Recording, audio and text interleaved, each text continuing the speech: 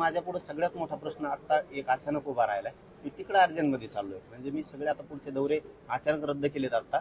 आणि मी आता अर्जंट पुण्याला चाललो की 1-1.5 लाख पोरांचा विषय एमपीसीच्या आणि जाणून बुजून त्यांना त्रास दिला जातोय. त्यांची काही चूक नसताना. बघा, एमपीसी यूपीसी सारखे शिक्षण हे सोपे नाहीत पत्रकार बांधवांना. कारण आपले कोणीतरी नातलग लेकराबाळ त्याच्यामध्ये आहे. त्यावेळेस 10-10, 5-5 वर्ष अभ्यास करायचा आणि थोड्याच्या सरकारच्या चुकीमुळं 1.5 लाख पोरांना जर तुम्ही वाऱ्यावर सोडणार असाल तर ही खूप मोठी शोकांतिका आहे. म्हणून मी आत्ता अर्जंटमध्ये मुख्यमंत्र्यांच्या वैदीला पण बोललो, त्यांच्या मित्रांना पण बोललो आणि विखे पाटील साहेबांना सुद्धा बोललो की तुम्ही ही तातडीनं मार्ग काढा. आता विखे पाटील साहेबांनी सांगितलं की 15 ते 20 मिनिटात आम्ही मुख्यमंत्र्यांशी या विषयावर बोलतो आणि मी आता तातडीनं त्या पोरांना भेटायला चाललो. कारण त्यांची मनस्थिती भयानक झाली. त्यामुळे मी तातडीनं आता पुण्याकडे जाणार आहे. माझ्या पुढे आजचा सगळ्या जाती धर्माच्या लेकराचा शिक्षणाचा प्रश्न माझ्यासाठी मायबापा खरंच लय महत्वाचा आहे. म्हणून मी कुठला विचार न करता डायरेक्ट आता गाड्या तिकडे वळवल्यात आहेत.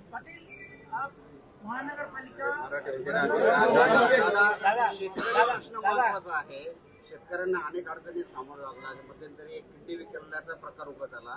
त्या शेतकऱ्याला केवळ 5-7 लाख रुपये दिले गेले, मात्र लाखोचा मलिदा खाल्ला गेला. दुसरा प्रश्न असा आहे की बिबट्यांमुळे शेतकरी हैराण झालेला आहे.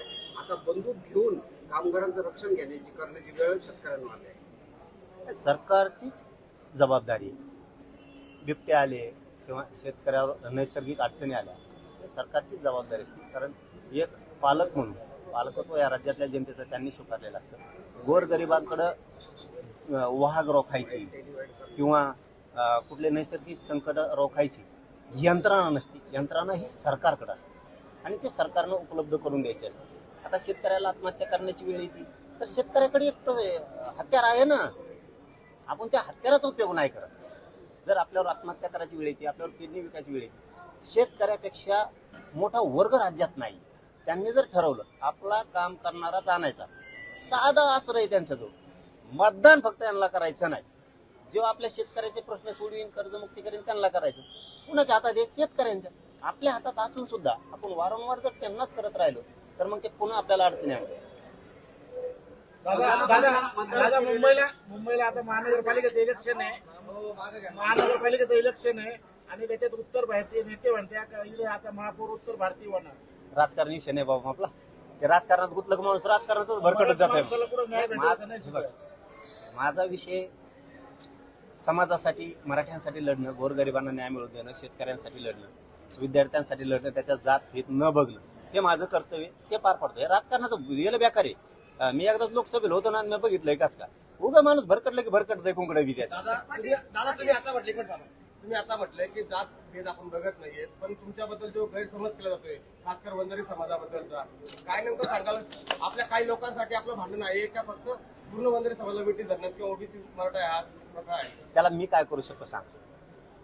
मी वंजाऱ्याला दुखावलेला दाखवा, माळ्याला, तिली, सुतार, लोहार, कुंभार, दलित, मुस्लिम, ख्रिश्चन, जैन, मारोडी मला दाखवा.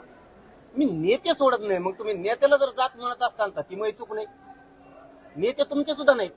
ओबीसीचं जर कोणतं ओबीसीच्या नेत्याने कल्याण होऊ दिलं मग, आणि मी जातीवादी असतो तर माझ्या मुंडे प्रकरणात पडलोच नसतो. त्या गीतेच्या प्रकरणात मी पडलोच नसतो. संपदा मुंडेच्या प्रकरणात मी पडलोच नसतो. आणि हे फक्त मीडियात दिसलेले तुम्हाला 3-4 नाव आहेत. दिवसातून 4 तरी वंजारी समाजाचे काम आम्हाला करायला लागतात. बीड मधले 4 तरी दिवसातून म्हणतो तुम्हाला मी. इतकी अडचणी आहेत. सोडवतो मी. आंतरवालीत त्या दारात आलेल्या माणसाला मी कोणत्या जातीचा असला तर मोकळं वापस पाठवत नाही, प्रयत्न करतो. आता जातीवादाचा तुम्ही शिक्का लावा लागेल त्याला मी काय करा. नेता जर तुम्ही जात समजत असाल त्याला माझा दोष.